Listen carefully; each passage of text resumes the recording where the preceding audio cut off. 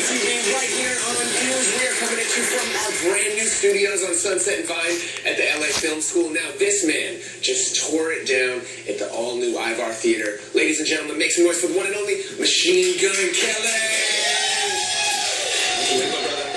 Thank you. You had to do it.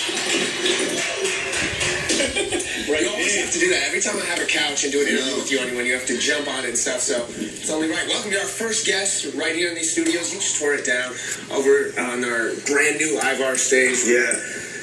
Where do you get your motivation from? For people that haven't seen you perform yet, you're one of my favorite performers in this business. Where does your whole motivation come from for what you do? Probably denial, maybe. Like, not for myself, but from everybody else. Like the lack of acceptance. I think that growing up in like the coast that we grew up in, in the Midwest, where no one really, cares about you. You have to be something special, you know what I mean? And so I always would go above and beyond to do as much as I can to prove myself. So, but I don't know, man. I don't know if I'm still proving myself, or I don't know if I just naturally feel at home on stage. If I could eat, sleep, and on stage all day, I would. Now, speaking of coming up, you said denial. What do you mean by that? What was it like the first time before they even let you on a stage? How was your process, coming up in the business and trying to make it? I mean, I think you can even flash back to our last time that we had here. Like last time I was here, it was what, like 6 people in the crowd, 10 people? Yeah, more than that, but yeah. No, but and you watch all the other artists, come through ski and it was packed, and that like hurts. But like I've never been one to be down. It's like I take that and I'm just like, I'm gonna perform so hard for these 10 people and whoever's watching that they will never, that they will never not miss a show. And they'll go spread it to 10 other people each. And we saw what happened. Those 10 people turned into a couple hundred people this time. And we packed it out, and they brought that energy, and that's what it's about. Now, we've seen firsthand your fan bases on the audience out there, how crazy and rabid they are for you. And I feel like it's more than just the music. It's because of the way you live your life and how you've gotten to where you are and what you represent. Now, for all those kids out there trying to make it, whatever field it is, whether it's music or something else, what words do you have for them in terms of how you've lived your life and you've made it to this point? Because you're not supposed to be here right now. No. What advice do you have for them in terms of their lives and their journey? Lace up. And what does lace up mean? For say, if it's the casual person that might be seeing you for the first time on the show, what is lace up? It means what you want it to mean, but to me, in a day and age like this, it means put both feet on that ground, lace up, get ready to face the world, go out there, take it on, and turn a grain of sand into a diamond. You know what I'm saying? I think they love that answer right there. They're definitely laced up. See, that's what it's about, man. You know what it's about? It's about believing in something. You know what I'm saying? Like having faith in something, man. Like that's what it is. Like we're not trying to hear some president in a suit who, can't even live his own life, because he's so worried about public perception. We can't relate to that. You know what I'm saying? Like they want to see someone doing what they're doing, living how they're living, coming from where they're coming from, and like making something better of themselves and just sitting on their ass. You know what I'm saying? Like that's why they're screaming. Because they see that, and that's what I'm coming with on this album. I'm just gonna be the people's champ. Yeah. You know what I mean? Like I don't want to hear some reverend tell me I have to believe in organized religion. I don't want to hear some president tell me what he's gonna do and not gonna do because they never do it. I don't want to hear some teacher put a limit on where my education could take me. You know what I'm saying? Like you want to teach me to, go and fix lights in the house, but you don't want to tell me that I can take my own career into my own hands and be an entrepreneur and come up with something like this. They didn't teach you could do this. Yeah, I'm from the Midwest too, so. Machine Gun Kelly, who will be right back with us here in studio and on views, coming at you from Sunset Vine on DJ Steve. Machine Gun Kelly is up in the studio with us. What do you feel about the sound of this album? It's an evolution of you. I mean, even with the record a little more that you're performing, what is different this time around for you? I'm just not scared this time around. I'm not scared to say what I want to say, how I want to say it.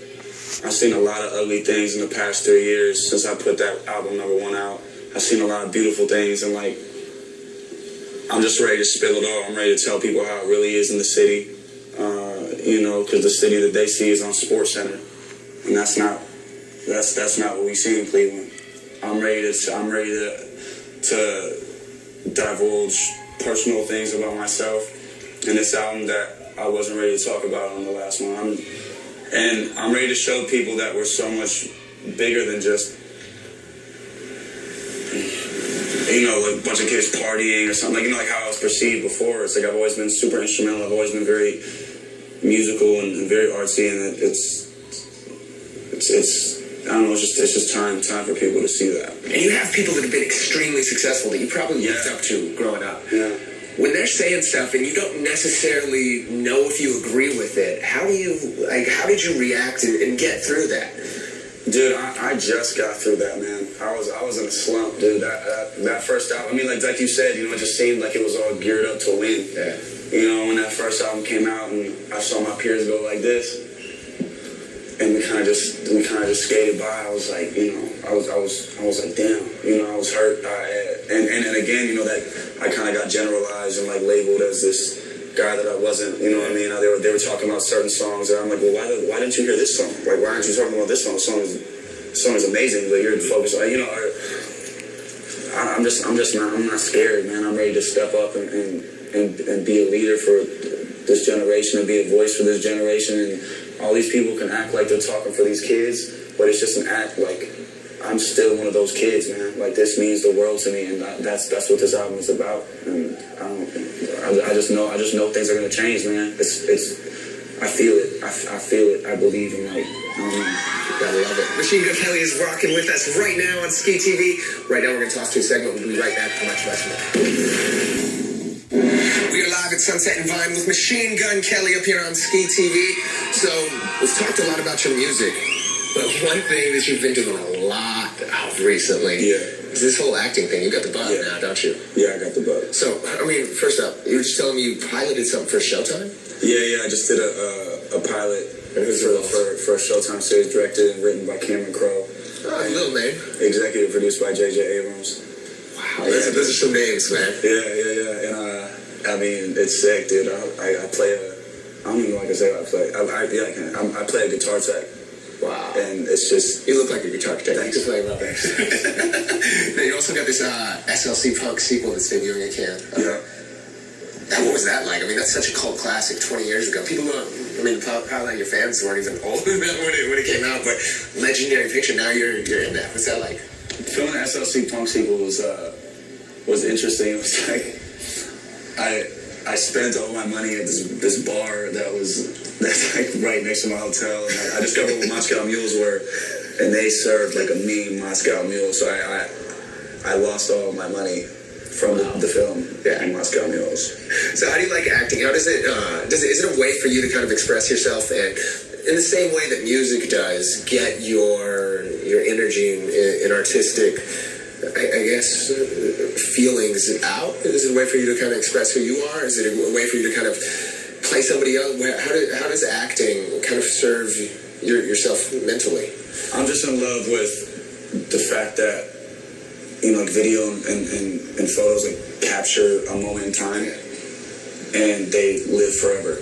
Yeah. So I just love that aspect of it.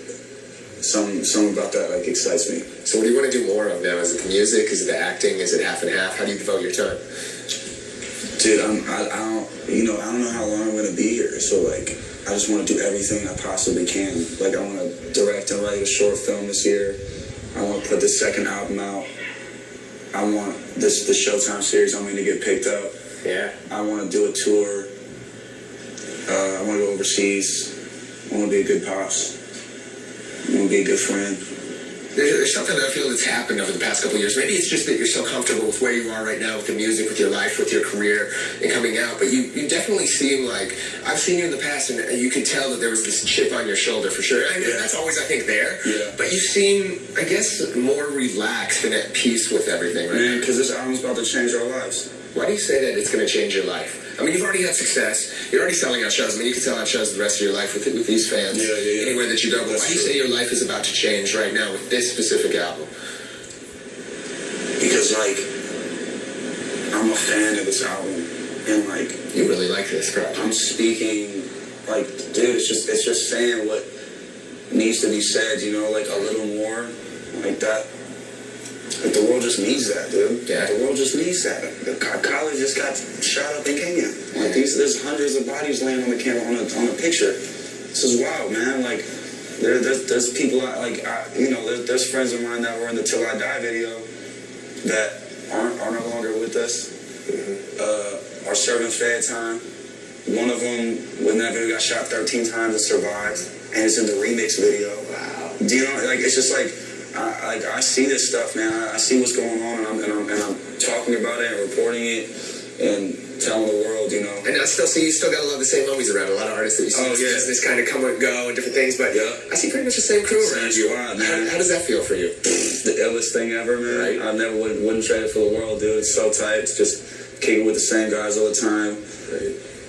Get high, talk about stuff. I'm never bored, you know what I mean? And like the connection is stronger than ever, and I think it's cool because it inspires other people to form that. It's really rare to find a good friend, you know what I'm saying? I was fortunate enough to find a couple. Machine Gun Kelly, thank you for breaking in our brand new stage right here on Sweet TV. Thanks for having us, man.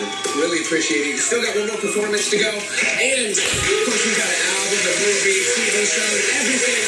The new mayor of Cleveland. So here first, we'll be right back with much more on Sweet TV. Lace up!